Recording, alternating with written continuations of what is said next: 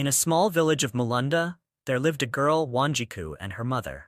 Wanjiku was the laziest girl in the entire village. She would not lift a finger to do anything. If she was asked to fetch water, she would pretend to have a stomachache. If she was told to sweep the house, she would complain about back pain. She even refused to chew her own food properly, swallowing it whole like a snake. Wanjiku. Mama Wanjiku's voice cut through the morning air like a blade. "Wake up and fetch water," Wanjiku groaned, pulling the blanket over her head. "Mama, my legs are tired," she whined. Mama Wanjiku sighed, rubbing her temples. "Your legs are tired? From what? Sleeping?"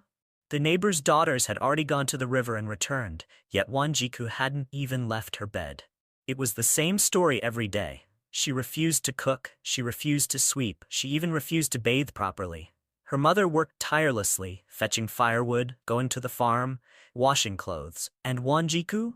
She just lay there, watching life pass by. But life has a way of teaching lessons in the hardest way possible. One evening, Mama Wanjiku came home from the farm, her body drenched in sweat, her hands trembling from exhaustion. She placed a basket of bananas on the floor and collapsed onto a stool, breathing heavily. Wanjiku, still lying on her mat, glanced at her mother lazily. "Mama, what are we eating today?" she asked. Silence. Her mother did not respond. Wanjiku frowned. "Mama, are you deaf?" Still silence. Then something terrifying happened. Mama Wanjiku's body slumped to the side. "Mama!" Wanjiku screamed, jumping to her feet. Her mother's lips moved slightly, her voice weak. I have no strength, my child. I have worked too much. I cannot move." Panic gripped Wanjiku. She had never seen her mother like this before. She was always strong, always full of energy, but now she looked like a dying flame. Mama, what do I do?" Wanjiku asked, her voice trembling. Her mother's eyelids fluttered.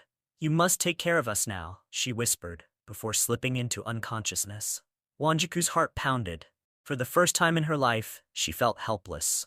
For the first time she realized she was alone. Wanjiku sat beside her mother all night, listening to her weak breaths. Her stomach growled, but for once hunger was not her biggest concern. At dawn she made a decision.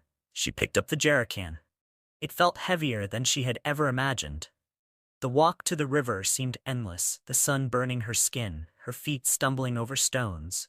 For the first time, she felt the struggle her mother faced every single day. Her hands trembled as she lifted the heavy jerrycan onto her head.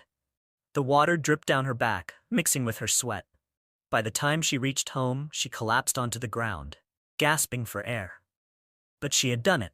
She had fetched water. Looking at her mother, still weak, she realized this was only the beginning. She gathered firewood, cooked some bananas, and sat beside her mother, feeding her with shaking hands.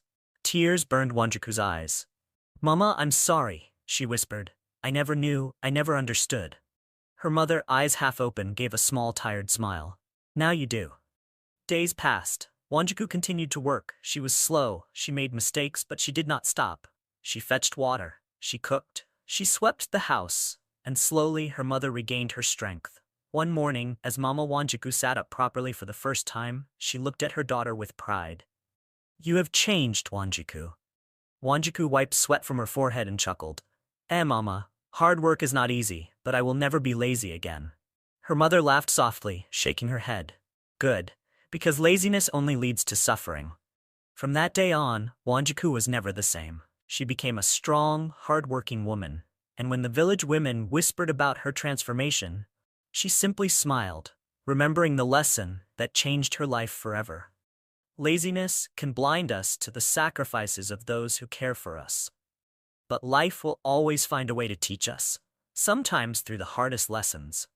Work hard, appreciate those who provide for you, and never wait until it's too late to change. If you enjoyed this video, please subscribe, like and share, then leave a comment.